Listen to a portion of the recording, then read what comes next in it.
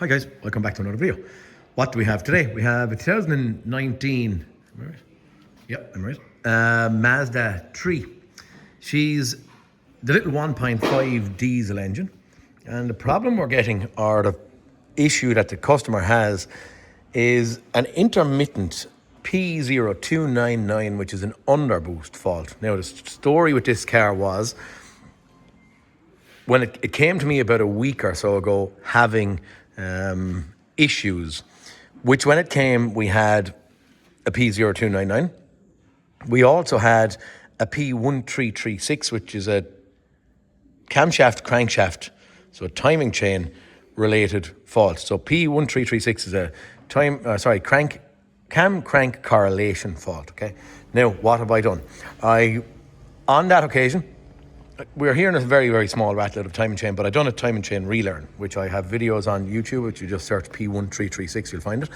Done a timing chain relearn, and what I basically said to him was, you do most likely need a timing chain, but we'll do a relearn on it for now and see where we go. Now, in relation to our P0299 fault, I had a look, and lo and behold, we have, and again, I have videos on it. Can't remember what the fault code was.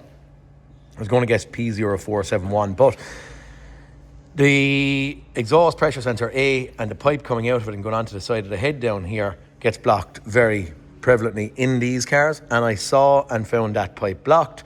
So again, I have videos on YouTube on changing that pressure sensor. It's on a little white CX3, I think, in that occasion.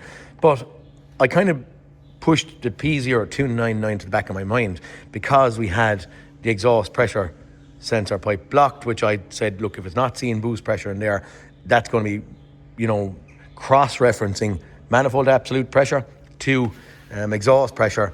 And if it sees a discrepancy in there, well, lo and behold, that's our problem. So, thought no more of our P0299. Off the car went. Now, the car has come back maybe 2 weeks later. Back again. Rebound. But anyway, it's back with the 299, and now I'm starting to get the underlying story of where we were. When I come back anyway, our 1336 is still gone. Okay, so there's no issue, I don't believe, at this stage. With a timing chain, he is going to have to do it at some stage, but right now, we're choosing not to focus on that. But he starts telling me about my P0299. He bought this car, it was about a year or two old. When he bought it from a Mazda dealership, he had it, and lo and behold, he had it maybe 1 month or 2 months or something like that, and the car was back to him for a P0299.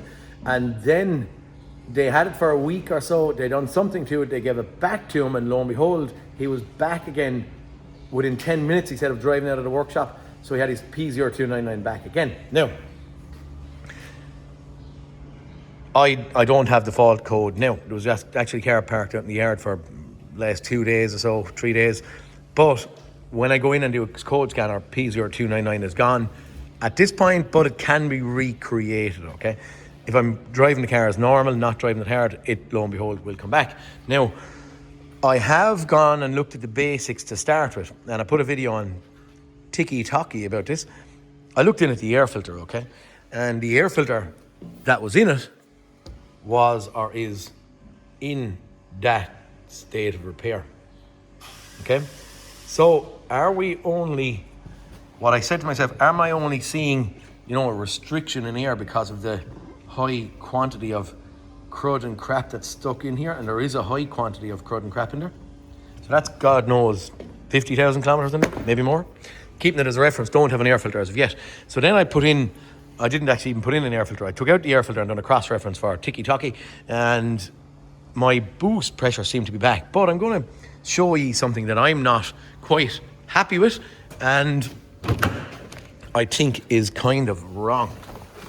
Sorry. Sometimes when the AUTEL and the brake communication, which we've done, it doesn't actually keep our live data PIDs in situ. So would have been nice if we had them, to go straight back in like the Tink car. But anyway, on this occasion we have this job. So turbocharger variable vane geometry, position actual and position desired. I've just clicked on what I'm sure selected. Now, say because I was monkeying, oh no, okay. my vacuum pipe was off. And I was monkeying at this, as in doing a bit of digging, thinking this was going to be, dare I say, straightforward, fast and easy. Have I put on that again? I have. Okay, we have a whole load of stuff going on. I have a block connector taken off of my actuator, etc. in there. But I'm going to try and show you something. I'm going to reinstate my stuff. I'll close down the camera and I'll clear faults and I'll just show you what I'm up against and what I'm looking at and where I'm at. And it might make some kind of an interesting video, but something I haven't seen before. Reasoning for that P0047 turbocharger boost A control circuit low is because I pulled off that wire. Now the P0101 was never on the car until I took out the air filter.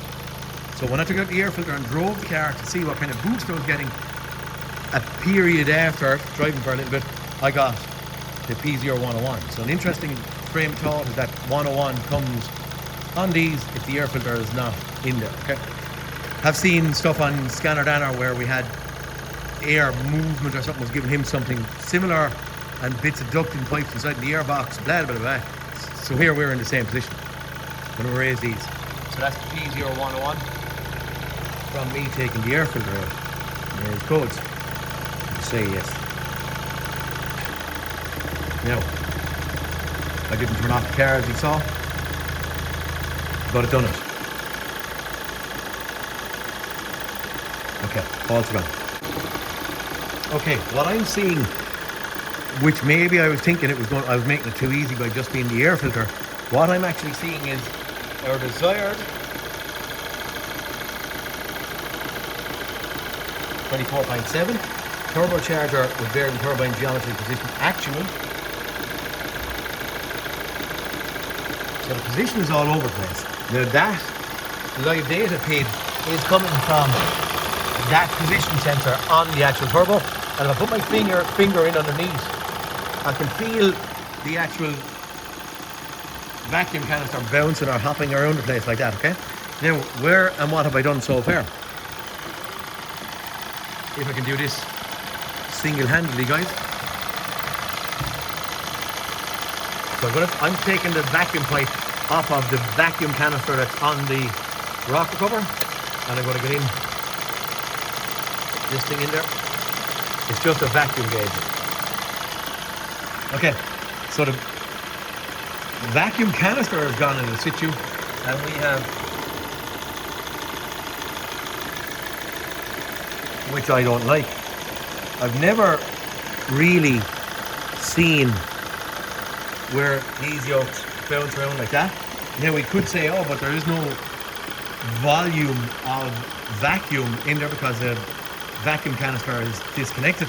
So what I then done was I pulled off that, I put it back on, and I bring it over here, and I then pulled off the very top vacuum hose is vacuum, okay? Sorry for bad camera work, guys.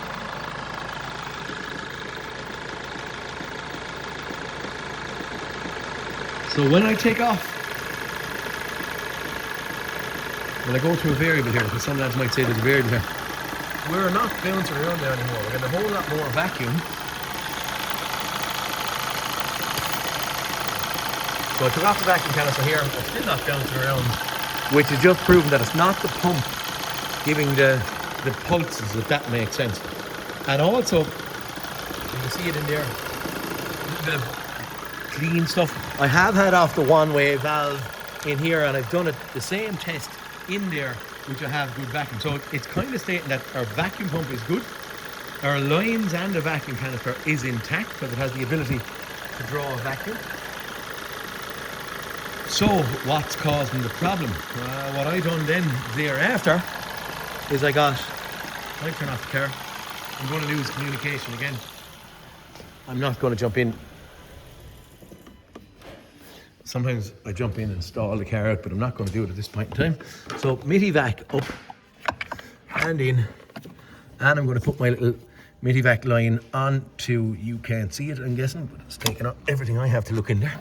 So I'm up and onto that control solenoid in there, okay, on the vacuum side. And I can hold the vacuum in there.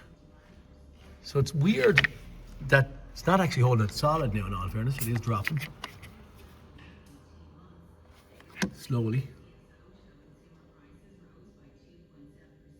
Not massively, but it is dropping slowly. So I might turn the control solenoid. I don't know yet. What I'm going to do, I'm going to take off that, and I didn't do this now yet. And I'm going to do the same test on that vacuum canister. Just see, can we pull a vacuum and hold? Okay, she is. Okay. That may be interesting. Is the diaphragm on the turbo gun? Yes, I think is the answer, is it?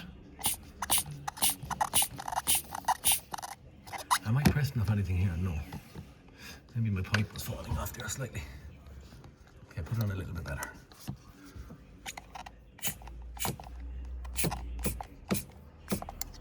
We'll turn it upside down because it seems to be. Okay, we have our vacuum canister drawn into. So we have no holes in that diaphragm. We're gonna see, I should have searched this turbo. Okay, we're gone now to 6.6, so you can see those two pieces just there. Okay. Car turned off, 92 is the desired. So we're holding, is what I'm trying to say anyway, our 6.6. So I'm gonna leave off that. Okay.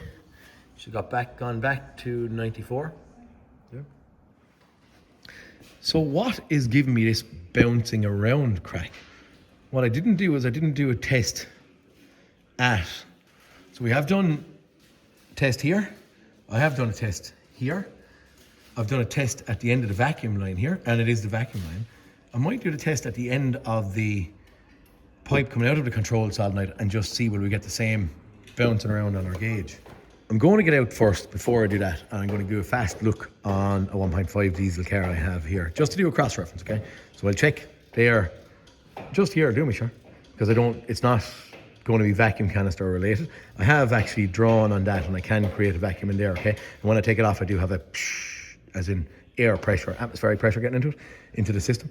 I'm going to do a cross-reference on another CX-5, and then we'll roll back and do my test in here on the actual turbo actuator. Okay guys, I'm just out of popping out to a cross-reference, which is 2016 Mazda CX-3, which is the 1.5 diesel also, and I've just popped off that vacuum pipe that's coming over and into our vacuum canister here on the rock cover, and I'm not bouncing around on this one. A lot of shorter, there's something causing this, whether it's the control solenoid or what. I'm going to have to prove, but I don't believe it should be, flopping around on that gauge from that cross-reference. And I'm going to fit an actuator in there somewhere, not bolted in, just hanging around, see what it does to that number. That's my frame of thought now. Just to show guys on these control solenoids, if you can see it, can you see that there? Vacuum on the top. Out here, so that's going to the actual actuator, and we've vacuum going onto this line. It should, like what we have done there, hold a vacuum. Okay, so we have vacuum held by that, just to show that on the vacuum line it should hold it. I think we had it, but it was maybe slowly dissipating, but we did have it, and that bouncing around crack. I'm not going to bolt it on. I'm only going to hang up the two vacuum lines onto this and then stick on the block connector, which I have clarified does fit. So we're going to instate that joke and see. This one here is only a vent. On that control solenoid there is a kind of a piece that sits over it just to stop or inhibit water getting in there, okay? Just sometimes they do vent off and into the air system, but in this case it's just a little vent that sits over that. So I'm going to just hang that in there, see what it does to my live data, and hopefully it'll stop that bouncing around crack, or the 1724.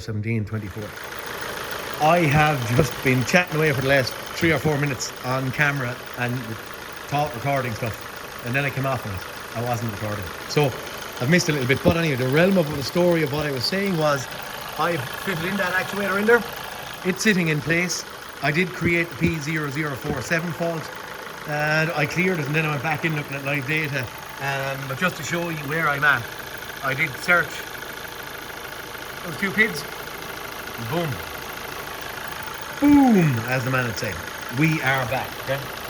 Not fluctuating anymore, the desired and actual is right. Put my finger in on the turbo actuator and it's not doing that bounce and malaki anymore. And happy days, I think we are going to be done. It kind of does sometimes put that, this is my second time having to do it because I've done it a minute ago as well when I wasn't recording. It does put a bit of a smile on your face when you find the problem is, it can be the small things that give the biggest challenges. So you have a dealers, not very local, they're down in Wexford, so they're a bit away. I won't mention anyone's name, that they sold the car to him and that he went back on several occasions. But it's drilling into the nitty gritty as to pinpointing the small problem, if that makes sense. So a broken wire on a car is a small problem. A mouse in a house is a small problem. But after 2-3 weeks of a mouse scratching on the ceiling and you're putting up traps or poison or whatever you might put up for a mouse or a rat, whatever, it becomes a big problem. So the small problems can be the biggest problems. And in this case, for the dealership in question, their Wexford-based Mazda dealership, they didn't find it. And only heard then after that it was going on with 2 years. So we are done. We are fixed. That is stagnant and where I want it to be.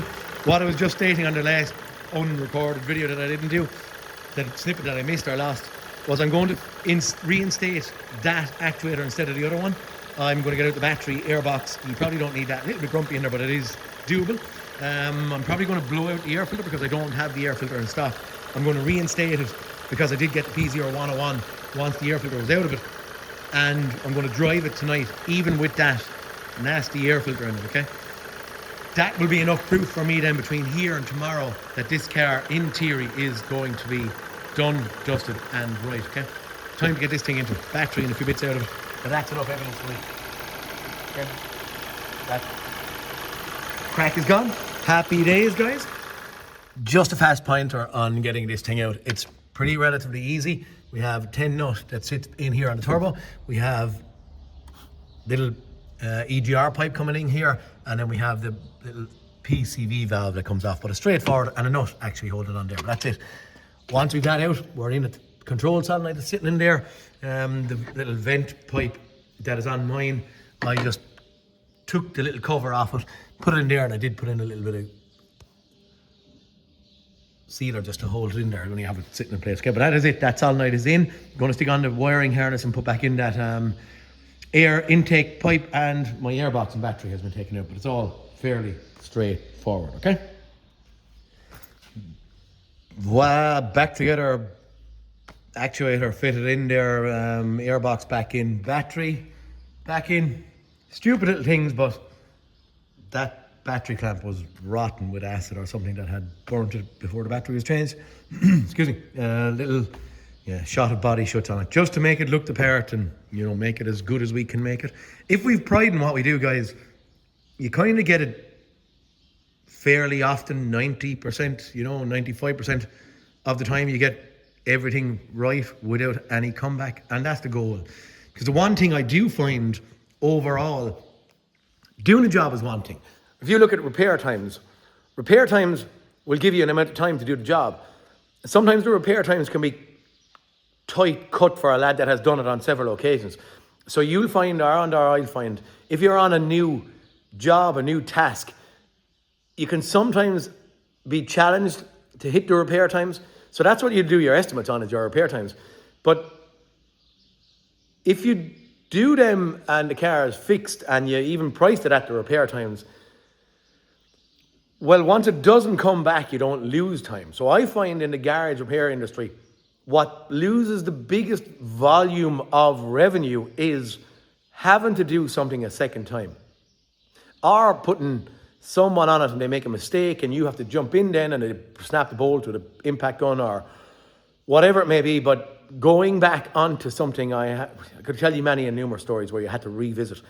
But if you can be meticulous and get it right, you don't have to revisit. If you don't have to revisit, well, you don't lose that time. If you don't lose that time, as a whole, if you're running from repair times, you're going to kind of get it right and get it as good as you can. So that is only just a stupid thing that I wanted to do because I was on the car and I want my stuff right. Air filter blown out.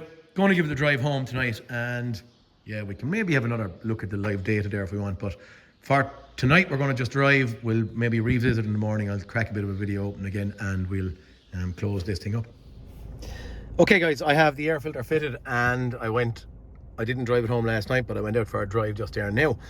I'm looking at my boost pressure. Even though my variable vane geometry position actual is sticking exactly where I want it, or where it should be after changing my turbo actuator, I still have an issue. So I don't have a check engine light on, but I do a traction control, tire pressure monitor, and a collision prevention or some shit. And I had been running at my boost here, being slightly lower, 200 maybe 250 or so millibar lower than what I was expecting. So my chasing after that thing, which was a definite problem, bouncing around the place as you saw, I don't think I fixed it. Now if I'm looking at here, my exhaust gas differential pressure, average pressure 3 kPa, that is too high to me. Okay, so that's about 30 millibar right now, and 30 millibar is too high. I was running at a 190 millibar. Am I right? 30, 190. Yeah, I think it's 190 millibar. Is that correct? Yeah, 190 millibar. Wasn't massively high, but did it, when it decided to trigger a fault of some sort, did it decide to ignore or close EGR valves, which in theory would give me a higher exhaust pressure?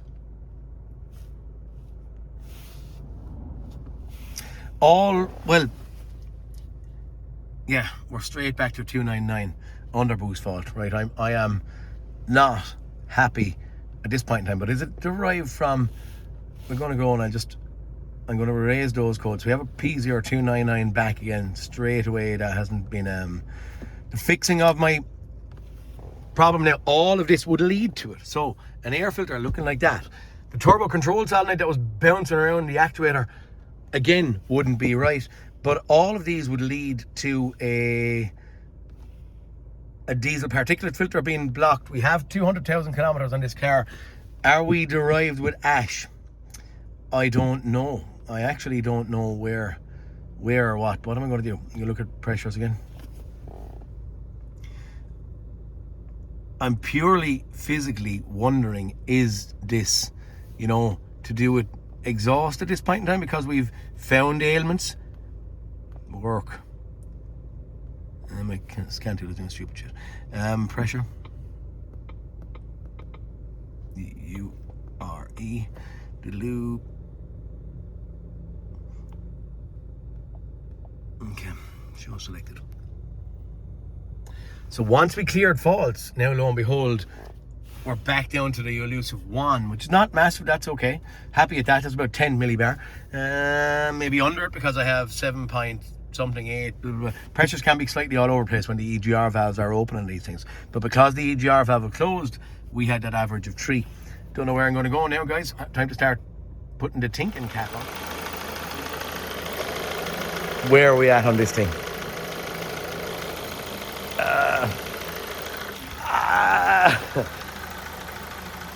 I would have these kind of type challenges nearly regularly, as in at least one a week, where I'm not, or I don't have the answer. I'm not au fait, or I don't know where I'm going. So where am I at right now? I did record a little video, which in theory you're going to see in a minute. And the little video was me looking at live data from my airflow meter, okay? My air quantities.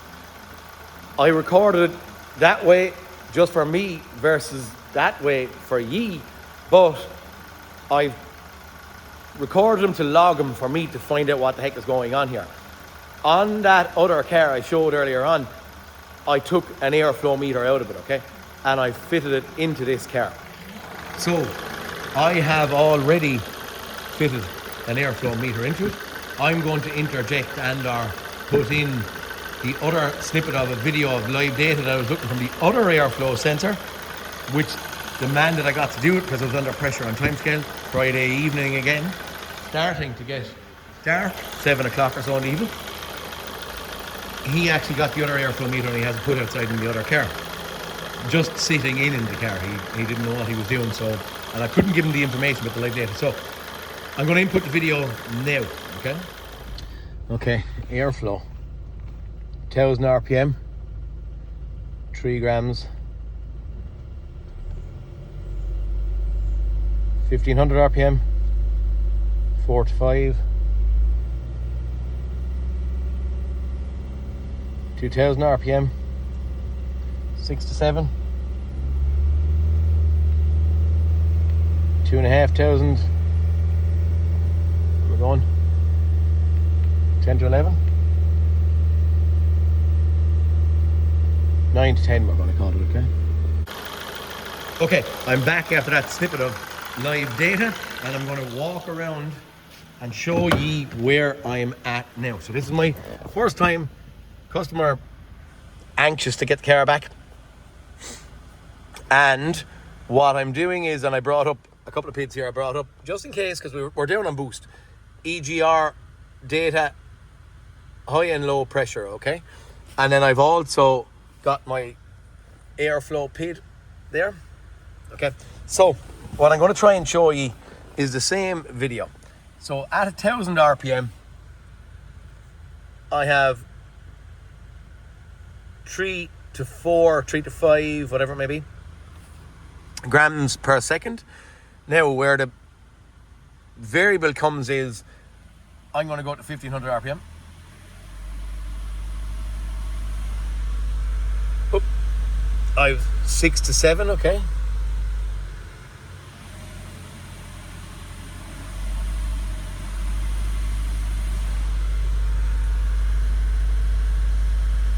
Six to 8 grams of air per second. 2000 RPM. I've 10 to 11, 10 to 12. That was the max. Now I saw it 2.5 grand on the other one. At 2,500 RPM,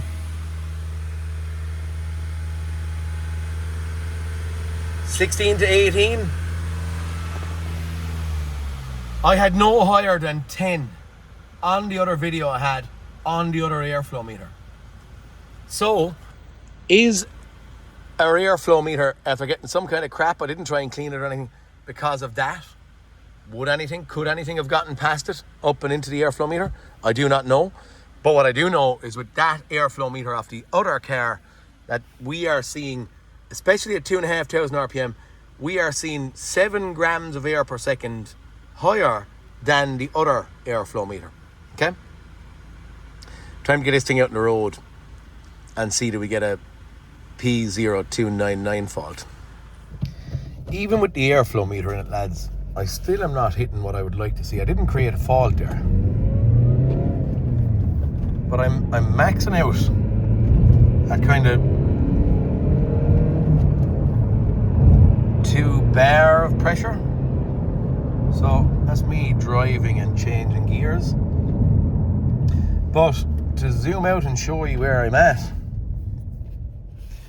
manifold absolute pressure sensor, I'm kind of hitting the desired, where am I going? Sorry, where was my manifold absolute pressure? Sorry, I'm kind of hitting the desired of about 24 or 500, but I'm only seeing in reality, 2 bar. You can see it there in a fast flyby, and I know it's hard to show this. 250, 240, and I'm only hitting a 190 or so. So for all the bits we found on this car, like turbo actuator, like air filter, like airflow meter, etc., I'm not getting, my kind of elusive number I'd have in my head is 2400, 2.4 bar, and it would have been in my head from all time. So I think we're back to the drawing board again a little bit. Okay guys, back to the drawing board on this thing. Where am I going to go? As I said, I'm kind of seeing 2100 millibar. Kind of want to see 2.4, where I'm at and what am I going to tackle at this point in time. It's going on, as the man said, with 2 years, and I think I've said that primarily. We did have an air filter that was blocked. We did have that bouncing around crack because of the actuator. So they were necessity, okay? So we have that crack done. At this point in time, I'm kind of saying, right, well, maybe I should be going in and look at a turbo, make sure it's spinning freely and there's no damage on it. I probably could and should maybe go in and look at the map sensor, put a MIDI-vac on it to clarify my boost pressure to see if it's reading true and correct, and it might be a good way to go. When you're talking to yourself and reiterating stuff back to you, it does make you think. Smoke testing, I probably could and probably should. Also, what could affect us with boost? An EGR valve, but we have looked at live data of EGR high and low, and they didn't look, from the data that I've looked at anyway, maybe not as much on camera, but I have looked at it, they didn't look like any of them were being held open, which in theory, exhaust gas would be getting out straight out into the intake and would not be going past the turbo and not spooling the turbo. I'm kind of floating on the frame of thought, and I don't know if it's right, about is that turbo actuator, which the position sensor has given us the right position all the time, but could I adjust, the vanes or the shaft coming out of the actuator back there? This is what I'm thinking right now in the immediate. I don't believe that my map sensor is going to be reading wrong. Could be wrong. But I have to prove stuff good or bad or right or wrong. So I'm kind of going to get in here. I've done a little bit of looking. I'm in looking at, with my camera, I think it's that way, is it? I'm looking at that little pin for the variable vanes on the turbo. It would be nice if I could get a little marking there, just there, okay? And then I can get in at that little size 10 nut there, crack that, and then there is a little spliny wheel there, thumb wheel is whatever you want to call it. Could I spin that, and would we move away or up a little bit more from that point? So in theory, our position sensors would be the same, but our variable vanes would be in a different position. So do we have a mechanical failure here? Again, I have to check everything. So do you want to see me checking? Possibly not, but I'm going to go in, I'm going to loosen off that 10 nut, and I'm going to just see if that little thumb wheel will pull the vanes up a slight little bit for me to see that elusive 2400, and I'm kind of chasing after 2.4 bar, 1.4 on top of atmospheric pressure. That's what I'm going to do. So I'm going to try and get in there. Struggle will happen on my side. You won't see it on camera, but I'm going to get in. Try and see, can I adjust that up? If I move the lock nut up from the lever, from that, well then if my thumb wheel does move and the vanes do pull up without a marking, because I can't get in, I can't mark it, it's all kind of grumpy to get at, I'll know once I have it drawn back with my MIDI-vac and I have it in place there, and that vacuum canister is pulled up as far as I can. Well, if I can move that thumb nut and I can bring the lever for the variable vanes up the way, it does point out that I can get a little bit more. And that's what I'm going to go after right now, okay? So, fingers crossed. Where am I going and what am I going to do? I don't know, I actually was looking for a toothpick. And it doesn't rightly matter. What I done was I've drawn with my MIDI-vac the turbo vanes back a bit. I'm just using the camera off my borescope, the light off my borescope, and my own light in there to throw a little bit of light on that. So I've pulled, if you can see it, I've pulled that back, I've loosened the nut. The camera does that silly stuff on me, and I've adjusted that up a little bit, okay? It did come. I think and I believe that previously I have had a map sensor out of it, so I'm not worried about map sensors being blocked up with carbon and not seeing the boost. I'm going to go and drive it. So I've brought up maybe 2 or 3 turns of that, as I said, with a toothpick, and just move, and I was holding the back of it and twisting a little bit like that while I was moving from the front. Does that make sense? So I've gotten a bit on it. We're just going to get the tink cars inside in the car, so I may as well use the tink car at this point, and we just see, is our boost hitting that 2400, okay? Alrighty guys, we're back out on the road again. I've just done a little spin to the top of the road, but I'm just looking at a bit of live data here, and manifold absolute pressure desired 250. We've never been hitting any more than about 215, I would have said maybe 220 max. My adjustment, maybe I went a bit too far, because now I've just hit 297, and my variable geometry position desired is 90%, but I'm suggesting that the actual is 63, because the PCM or ECU is alleviating or allowing that to fall back to try and drop that pressure. So potentially I've gone too far. I can feel straight away that I have boost back more than what I had anyway. It just feels more lively underneath me. We're just going to resume here. And while I'm sitting here stagnant, my actual position is further on than my desired, with my boost being the same. Can record, and maybe we can freeze that again. So I'm going to pull out here. Oh, she's kicking me, kicking back. I'm just going to pull in again once more. Okay. So we're going to freeze this. Okay. And we'll just roll back a bit. When I was under load, it's when I was slowing down or coming off the throttle, sorry. Maybe I should. I thought I had okay, there's kind of where we're at, is it? Right, we're not so bad here. Our position is a little bit higher than what we did have. So just in, okay, see it there. My actual is nearly a bit above, you know, when I'm under load. A bit below it there, but sometimes, you know, even at there again, we are a little bit frame on.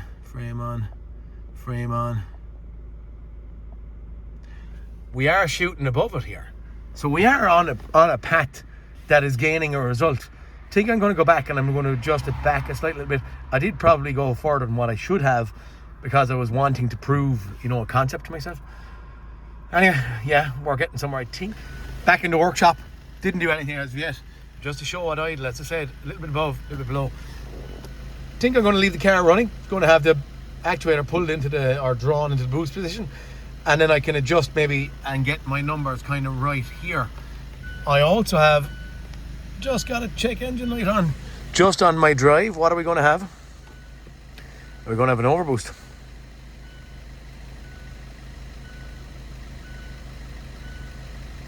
Which we've been getting an under. Okay, right, so airflow sensor range or performance. Right, we're going to go back. I'm going to ignore that. I'm going to clear it.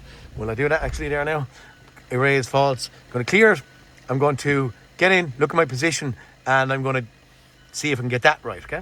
Okay, guys. I'm after doing a little bit of, we'll watch this for a second or two.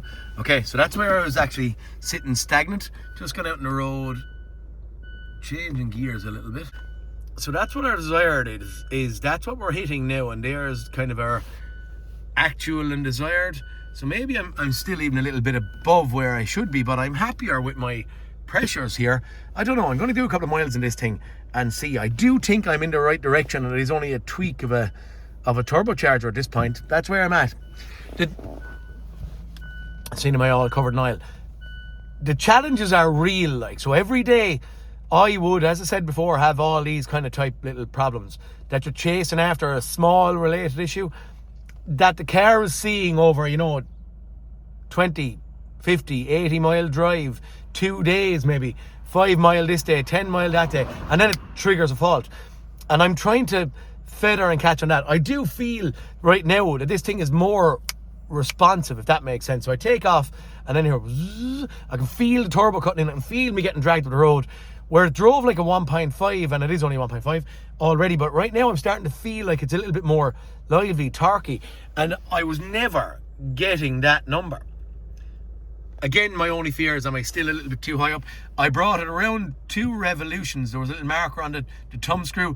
Brought it 2 revolutions down, locked the lock nut, and that's what I'm at now. Going to give it a couple of miles, have a hill up here, and that's where I had been triggering a fault. High gear, 4th gear, and maybe doing, you know, small RPM, 1500 RPM or so, and looking for, you know, go up a drag of a hill, and that's where I'm creating the fault. So I'm going to go and do that again, and we'll again cross our fingers. She's either tottering away home the 7 or 8, 10 miles to my house up a hill without any issues, driving well, boost fast, and you know, it feels that little bit more torquey than it was. So hopefully, can't see it, P0299. Hopefully another 5, 8, 10 miles tomorrow, and I'm at that stage I'm going to be sending out the door. I'm going to be happy enough to call it a fix. Feels good, looks good, everything kind of right at this stage anyway, guys. We'll see what happens tomorrow morning. Okay guys, we're just at the landing outside the garage. Not a huge amount of miles, but we have 21 or 25 or so kilometers done on this thing. This thing is a fix, and I'm going to honestly tell you that I'm kind of happy that it's a fix, because it's going on, as we have spoken about at the start, with 2 years. I've taken a shot. I wouldn't say taking a shot. I've changed the air filter because it was bad. I've changed that turbo control solenoid because of the bouncing around that was happening in the vacuum system, and the last thing we done was adjusted the vanes on the turbo too far and then had to retract back. But I'm after kind of having, sorry, I'm just pulling in off this road here. I'm after having a kind of a topsy-turvy week or two. I have 2 or maybe even 3 shitty, I'm going to call it, I don't want to curse, but jobs that are not working out for me. So I'm glad that this one is gone, because I've one of those 3 gone out of my hair. Stupid things. They'd say with this it's a small problem, and it is a small problem. I think I could have said this already. Small problem though is a mouse in a house. But after 6 months, if you can't get that mouse and he's eating wires and scratching on the ceiling every night, and the wife is giving out to you because the mouse won't feck off, in theory, that small problem becomes a big problem. So that's where we're at on this thing. Small problem becoming a big problem. Could I have done anything different in this scenario? I don't think so. Evidence-based, had the air filter blocked. Evidence-based, had the turbo control solenoid not doing its job right. And then I took a shot on adjusting the vanes of the turbo. I was thinking the car was so new when the problem started way back when, that it had to be something nearly from setup rather than something just failing. You know, DPF or smoke testing or any of that kind of crap. But anyway, we are done. It feels different straight away. So the minute I take off, it gives this surge and it takes off. You know, you've torque kind of in the immediate at 1500 RPM, and off she goes and she chews up road. Just feels like a slightly different car. It feels like a nippy 1.5 diesel now versus kind of just a 1.5 diesel, you know. But anyway, that's it, Jet Buggers. Please like and subscribe, and I'll talk to you all in the next cartoon. And I'm glad to see the back of this thing. Hey, just one last final thought. You wouldn't chase after a turbo adjustment for a P0101. So when I had adjusted my turbo vanes too far, I was getting a P0101, which is an airflow fault. And I would never have thought, when a car comes in for an airflow fault, I'm after a turbo. But again, it makes logical sense. It is airflow derived or related. Anyway, guys, talk to you all next cartoon. Peter Kennan signing out. See you later, boys. Thanks for watching.